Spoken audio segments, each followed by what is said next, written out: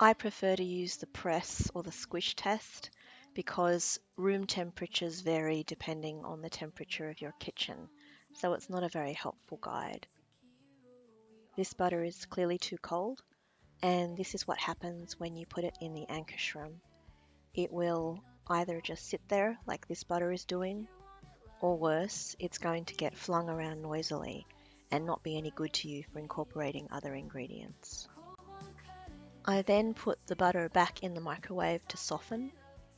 It's actually still too hard, even though you can see some melted bits. I'll still put it in the Ankarsrum again so you can see what happens. But although you don't want to completely melt it, having a little bit of melted butter is fine. The issue is if it's completely melted, it will change the texture of your cake or biscuits, as you would know if you've used brown butter in your recipes.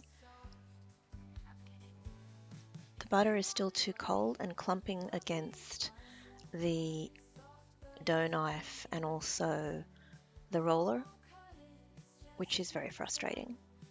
And so I've put a hot tea towel against the side of the bowl and then started it again. Although I was able to get to the point where I was able to make this slice, as you can see on the screen here, it did take some effort. So I had to go through the experience of having the butter being flung around, then it was clumping up against the dough knife and the roller, and even then I don't feel like I got the best possible mix that I could have in terms of my ingredients. You are really better off going with soft butter to start with so that you don't have any issues. This video shows what happens when you start with soft butter from the beginning. Within seconds, the ingredients are incorporating, and then they start to form the looping donut motion from the dough knife to the roller against the wall of the bowl that you want. And within seconds, you can also see the butter is lightening, which is what you want when you're creaming butter. As you can see, I usually move the roller around as well to try to get a more even mix of ingredients. And I've included some more examples of other videos that also show how much better it is when you use softened butter to start with. You can see that it's just so much more smooth and you're getting a full use of the various attachments.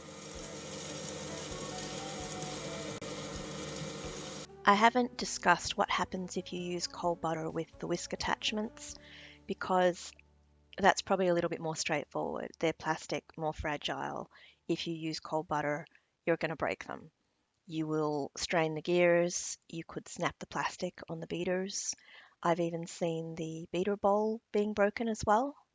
So the main thing is if you're careful and you use soft butter, you'll end up with beautifully lovely whippy butter.